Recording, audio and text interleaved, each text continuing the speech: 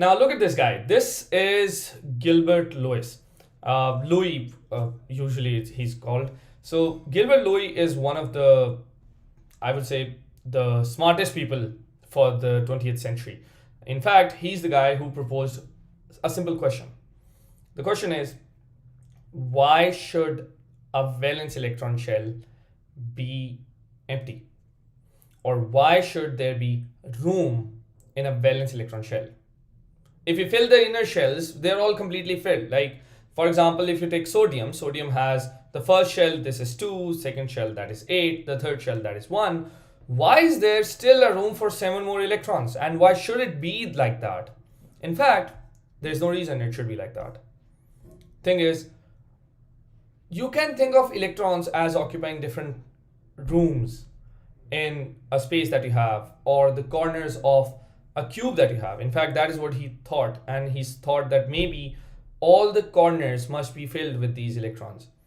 And he thought that electrons would like to share, or like electrons would like to live in pairs.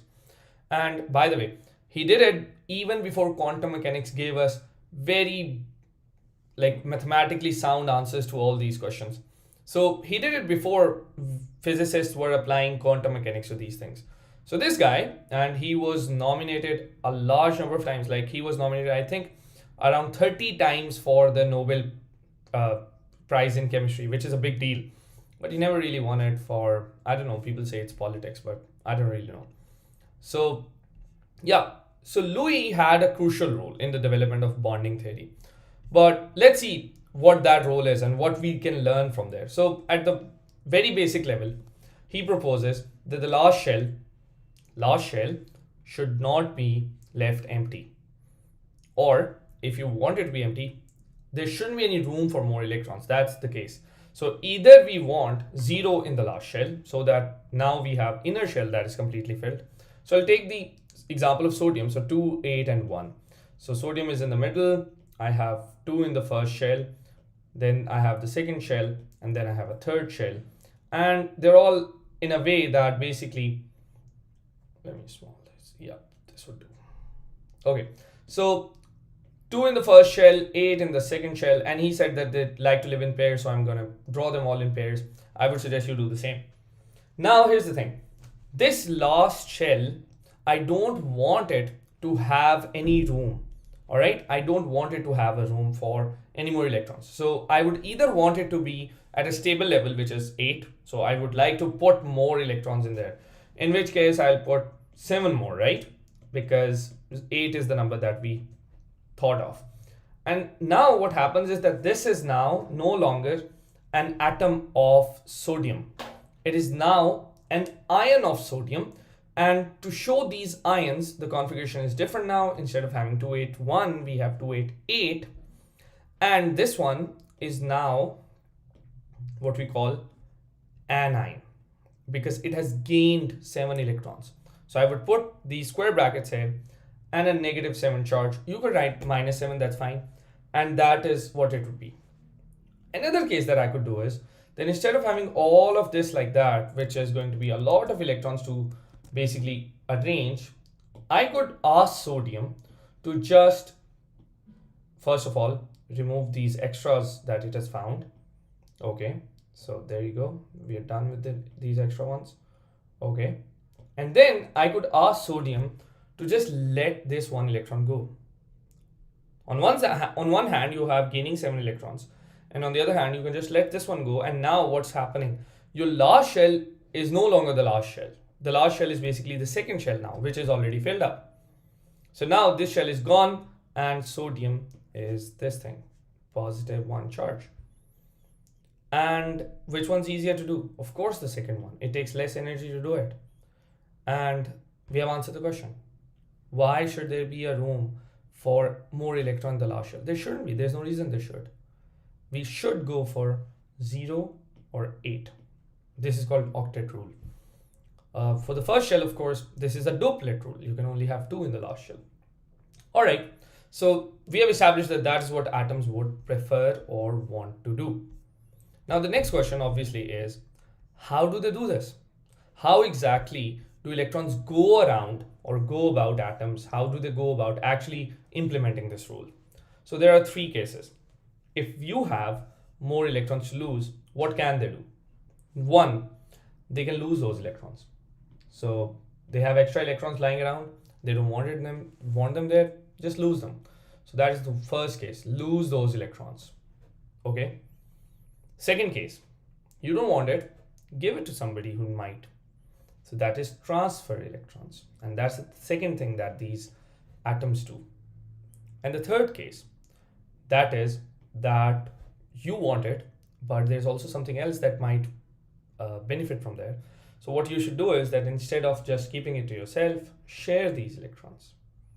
Sounds a lot like the things we actually do in real life. So lose it and you don't have it and your job is done. You wanted 0 or 8, you're down to 0, right? Transfer it so that you don't need it, but something else might, and you have done the job for both of them. Or share it where you might need it, but the other thing also, and by sharing, you are able to get the job done. All right, so these are the three cases in which it happens. Now, obviously, there are things that lose electrons they're much better at losing electrons than other things. We call them metals. So those are the things that actually do it. And losing electrons is what metals are good at. And because metals do it, we call this metallic bonding. So metals just lose electrons. They don't want them, just lose them. Let them go. Okay, second, non-metals, they want to hold on to these electrons. And that is why they always try to share electrons. So non-metals, that's what they do. And non-metals, when they do it with themselves, we call this the sharing from the last shell. Sharing is co, last shell is valence.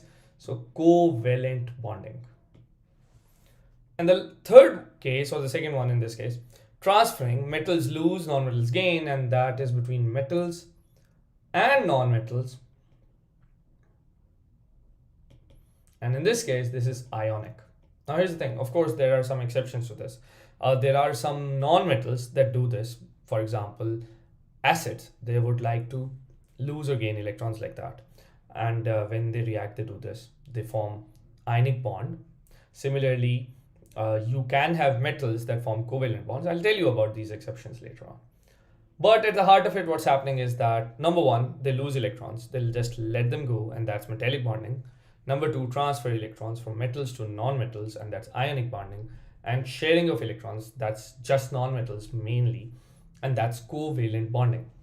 All right, so I'll go through these one by one, and then we will figure out a comparison chart that how exactly are they different from one another, and what kind of questions are asked from us in the exam paper for these. All right, so let's start with the very first one, metallic bonding. All right, so I've told you that metallic bonding is like that. Now here's the thing. For any kind of bonding, you need to know three things. First, remember that bonding is another word for a strong force. And forces exist between positive and negative things. Neutral things won't really attract each other by electrostatic force. Sure, gravity works, but we are not talking about gravity. We are talking about hardcore charges pulling on each other, right? A strong force. It's a force that is more than 18,000 times stronger than the force of gravity, right? So there has to be a positive thing, a negative thing, and it's supposed to attract one another. All right, so any kind of bonding you take, and I know that you're not used to discussing bonding like that, but bear with me. So any kind of bonding you take, it must have a positive charge, a negative charge, and force of attraction between them. All right, it's very important that you do. Second, understand how it happens. So when I said they lose electrons, they transfer electrons, they share electrons, that is not what bonding is. That is how it happens. All right, so understand how it happens. And number three, understand the implications of this for the structure. That's very important. So at the particle level, you should know what happens, how it happens, and then what's obviously taking part in that. And at the structure level, how does it change things? So questions are always about that. There are questions that ask you to explain some properties of a structure, and that means you have to get reason from the particles, what is doing it, and how they're doing it. Similarly, there are questions about how a certain kind of bond is formed or how it changes the implication of that thing, the structure of that thing. So three things that you need to know about any bonding. Number one, what is doing the bond? So what is creating the bond? A positive and a negative thing, what is that? Number two, how are they doing it? Are they sharing? Are they transferring? Whatever it is. Number three, what is the effect on the structure? If you're able to do it for any of these three bondings, there's absolutely no question in the past papers or any question that examiner can throw at you that you won't be able to answer. All right, so you have to keep that in mind. Let's begin. So metallic bond, it is how it's formed. It is when metals lose electrons, right? Because metals just want to lose those electrons. So let's see what a typical metal is like. The idea of what metal is like is that metal has positive cations. But wait a minute, where are they coming from? You have metals, atoms, they're really close to each other. And when they're so close to each other, they lost electrons. They just want to lose them. They don't want them because they have 1, 2, 3 mainly. Those are the ones we deal with over levels. So I'll take three examples. Sodium, it has 281. Magnesium, 282. Aluminum, 283. Notice that all of these three numbers, they're very small and they're very close to 0 compared to 8. So the best course of action, the one that needs the least energy, is the metal should just lose these. So here's what happens. So you have these rows of sodium atoms. So that's the diagram you have to remember. So you have these rows of sodium atoms. So they're like this. And suddenly they all just lose that electron. The last shell, they just lose it. They just throw it out. And now what's happening? You have all these electrons moving around there. Of course, this diagram has a mistake. Can you identify the mistake? Walaikum assalam. Yeah, the mistake is that this thing has electrons in some specific order, but that's not how they actually are. Electrons are moving around all the time. Okay, so basically this structure, I'll change it a little bit. So we have these different shares, okay, different cations. They've lost these electrons. What happens to an atom? It just loses those electrons, and now what happens is that these electrons are moving around, they're free to move, and that's what metallic bonding is. So what is the positive thing? It's the cation. What's the negative thing? It's the free electron. And where's the force? It's the force of attraction between cations, layers, cations in layers, and free electrons. That's what metallic bonding is. So what's metallic bonding? Metallic bonding is the strong force of attraction between cations and free electrons. You can say the cations are in layers. All right, so that's what metallic bonding is. All right, so what is it and what's it between? It's between cations and free electrons. And how do they do that? They lose those electrons. The electrons, the keyword is delocalized.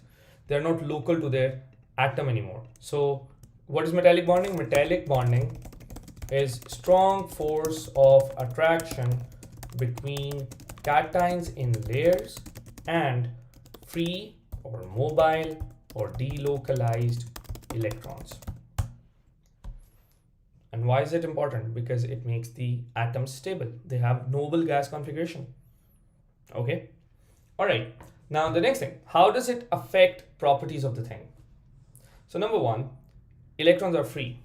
So what do they do? The implication is, the effect is that now because electrons are free, it's a good conductor. It's able to conduct electricity because there is something to move by taking the energy that it has. All right. Number two, there is strong force, right? This is strong force of attraction. What does it do? It makes sure that they have high density. So the density is high, melting point is high because you need large amount of energy to break that. So both density and melting point and even strength, it's very difficult to break these things. They all increase. There's a high density, high melting point, high strength, all coming from this strong force of attraction. Okay, what about these cations? You see those layers? Now remember, wherever you see layers, they will slide. they are able to move over each other, just like a stack of paper if you look at that, which means the cations are able to, they are in layers, right? There's layers of cations, so layers can slide, which means the thing is going to be malleable, ductile, soft. Three things. It's going to be malleable, which means you can make different sheets from it. It's going to be ductile, which means you can draw a wire from it. Like, I just want this layer. All right, sure. Metal will allow me to do that. Of course, there's electrons all the way around them. Okay, now this diagram, don't draw it in the exam. How does the question, how does the examiner ask you? The examiner might say, draw the structure of a typical metal. And when they say typical metal, they might give you a big metal, the ones for which you don't know the configuration. Like they might say, silver is a transition metal, draw the structure of a typical metal. Now, you don't know what the configuration of silver is, right? You're not supposed to know that in O levels or IGCSE. So what do? We just draw the structure of a typical metal. What is a typical metal? It is cations, these things, in layers. So there's many of these things. So take them out, okay? Arrange them in layers, okay? So I have these layers of these things. All right, 3 is enough. All right, now make sure that when you draw them, draw 3 layers at least. Don't touch them together. All right, keep them independent. All right, so there's that. Now these are 3 different layers, right? I can bring them close if you want. That's perfectly fine, no really problem. All right, next thing, make sure that the electrons are random. Electrons should not be in particular order because electrons are free, right? They're delocalized. So electrons should be random and they should be between the layers. So I've tried to put them randomly here and there. And now always label it. Always label it. Don't forget that part. So just say that this is delocalized electron. Okay. And this one is cation. You don't need to put charge there. It's not required, right? It's just cation. If they are saying silver, silver cation, copper, copper cation, whatever the element they've asked you of. But this is the structure of a typical metal. And there you go. This allows me to take out all the properties. I have free electrons, it's going to conduct. I have layers of cations, it's going to be soft. I can bend those layers. They can slide, which means it's malleable. I can take some out, that's ductile. I can make wires from it. Then there is strong force of attraction between positive and negative. Every bond is super strong. So there's strong force of attraction between positive cation and electrons. So that means it's going to have a high melting point. I'm going to need a lot of energy, a lot of heat energy to break those forces. It's going to have very high density because particles are really close to each other. And thirdly, it's going to have very high tensile strength. It's very difficult to break metals. Of course, group 1 metals are slightly different from this. So that is the idea of metallic bonding. Now, sometimes the examiner loves to compare different metals. I gave you the example of aluminum and magnesium, right? So let's go back to that for a bit. Sodium has 1 electron in the last shell. It's going to lose that 1. Every atom is losing 1 electron. Remember, the force comes from charges. So there's sodium with positive 1 charge. There's electrons with negative 1 charge. Okay. Then there's magnesium. Magnesium has positive 2 charge now because it's losing 2 electrons. So the charge is going to be double the charge in sodium. So the force is going to be much more stronger. Don't say double because how exactly does the force change? We don't study that in O levels or IGCSE. Like there is a number, that the comparison, there is a number, but we don't need to get into that. And aluminum takes 3 electrons in the last shell and just loses them. They are all delocalized. Every atom, imagine billions and trillions of these atoms, each of them losing 3 electrons, which means you have so many more electrons than you had in sodium. And all of those electrons attracting all the cations with +3 charge. The force goes through the roof. It's really, really strong. That is why aluminum will be the best conductor in sodium, magnesium, aluminum. It has the most electrons to give away. They can carry all these energy. And then aluminum's melting point will be higher.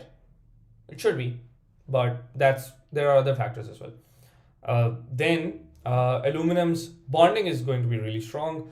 And yeah, that's the comparison. They usually love to compare sodium and magnesium. So magnesium has 2 electrons that it's giving away, and sodium has one electron that is giving away. So obviously the force of attraction magnesium is going to be stronger.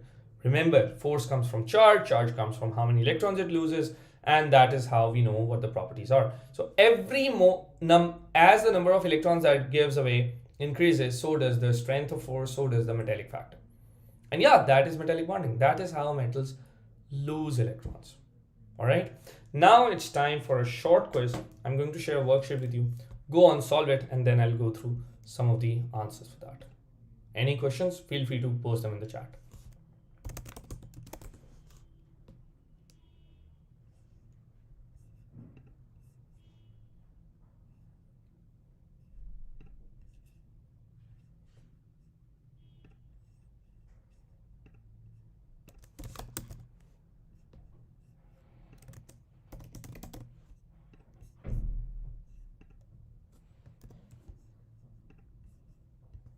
Just give me a minute, I'm locating the worksheet.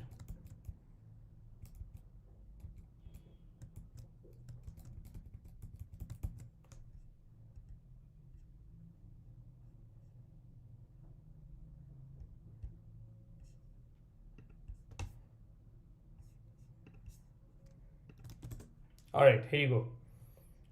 Leave the last question out. Do the other 7.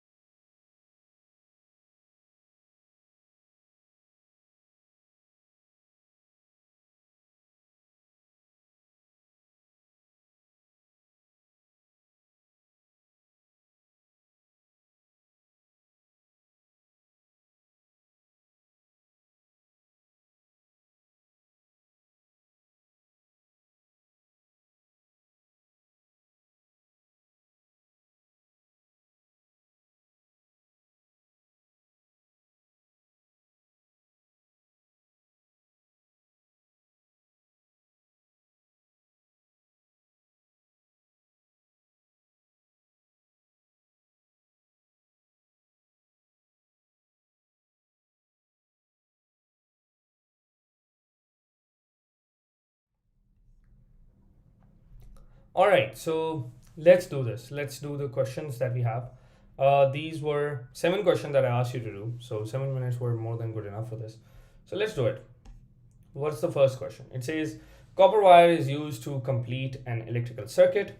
What happens in the copper wire? Now remember, I told you that copper wire, because it's metal, it's going to have metallic bonding and electrons are going to be free, which means these electrons are going to carry that energy and move around. But what about cations? We never really talked about them, right? Because cations have nothing to do with conduction of electricity over here. So when we were talking about electricity, we were just talking about electrons, right? Because they were mobile. So cations have nothing to do. They just stay put. And that is why they stay in their position and electrons go. But they go to what side? The positive side. Because negative attracts positive. Remember, that's the heart, at the heart of bonding. So yeah, electrons move along the wire to the positive terminal. Positive ions stay in position. That's going to be C. All right. Which substance has metallic bonding? Now, what were metals? Metals were things that were malleable, they're strong force, right? So strong force means that it's going to have a very high melting point and it's going to conduct electricity. And one more thing, their compounds are also usually solids. Again, this is something that you being in grade 11 might know already, but for other students, it's perfectly fine if you don't know it.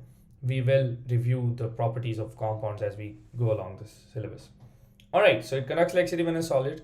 It does conduct as a liquid, but here's the thing. In liquid, electrons are free, but so are the cations. So it will also conduct there.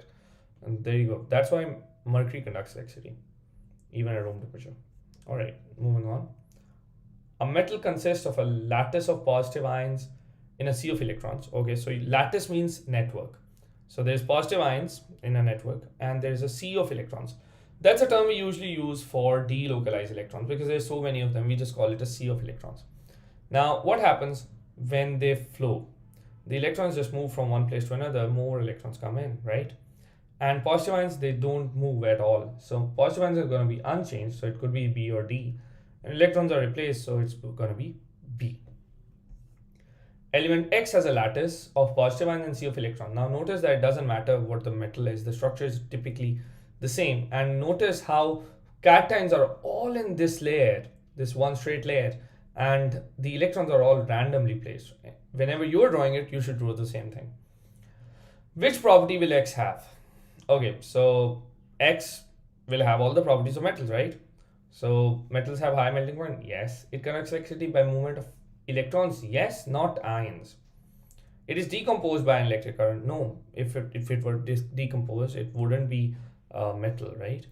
So that's not the case. It's not malleable. That's the whole point of layers. So B is the answer. In which of the following is there a lattice of positive ions in a sea of electrons? They couldn't make it more clear that they're looking for metal. It's layers of positive ions, lattice of positive ions, and sea of electrons. It's going to be magnesium. I'm thankful to Say My Exams for this worksheet. It's really useful website. All right, below are 2 statements about metals. Metals contain a lattice of negative ions. Wait a minute. While you're reading it, you should know right away. This is negative ions. Wait a minute. That should be positive. Okay. The electrical conductivity of metal is related to the mobility of electrons, which means that how free are electrons moving around? Of course it is. The whole point of metals conducting electricity is because it has free electrons. So this one is good. That one's wrong. We must change the negative to positive. Okay. So statement 1 is incorrect. Statement 2 is correct. Yeah, that is D. The conduction of electricity by metals is carried out by the movement of what? Electrons. That's it. There you go. And that brings us to the end of this lesson. Tomorrow I'll talk about ionic bonding and then we will discuss covalent bonding in detail. Covalent bonding is pretty interesting, but ionic is also important. So let's see tomorrow. All right. Any questions?